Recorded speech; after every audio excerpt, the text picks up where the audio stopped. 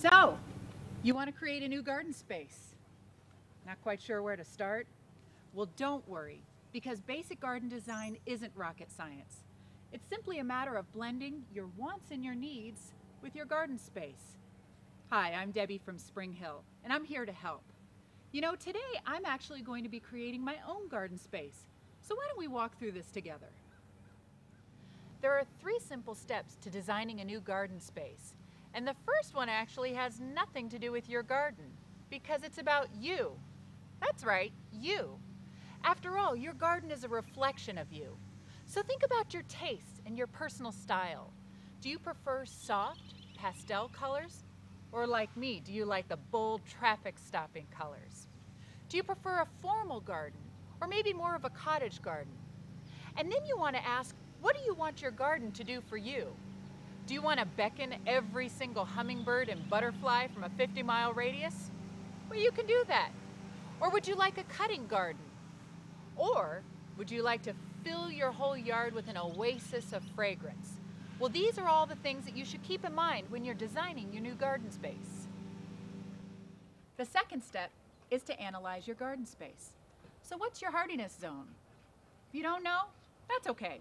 Just log on to springhillnurseries.com. On the right side of the page, click What's My Hardiness Zone, put in your zip code, and voila. What you want to do is take a look at your soil. Now, there are 3 basic types of soil: sand, loam, and clay.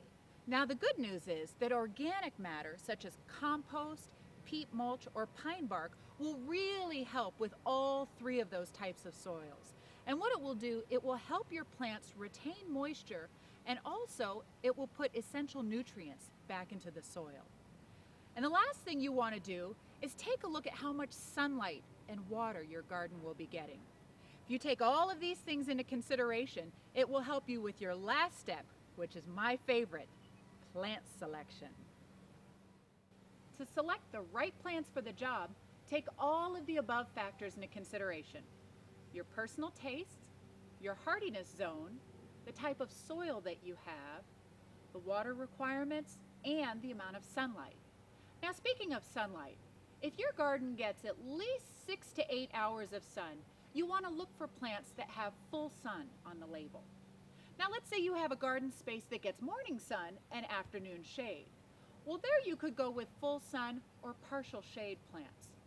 Or let's say you have a space like I have here under these trees that's pretty shaded.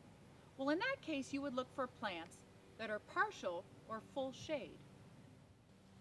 Pretty simple, isn't it? But hey, do you want to hear a super shortcut? What looks good in your neighbor's yard? Hey, if your neighbor has stunning looking irises, like my neighbor does, then chances are irises are going to look great in your garden too.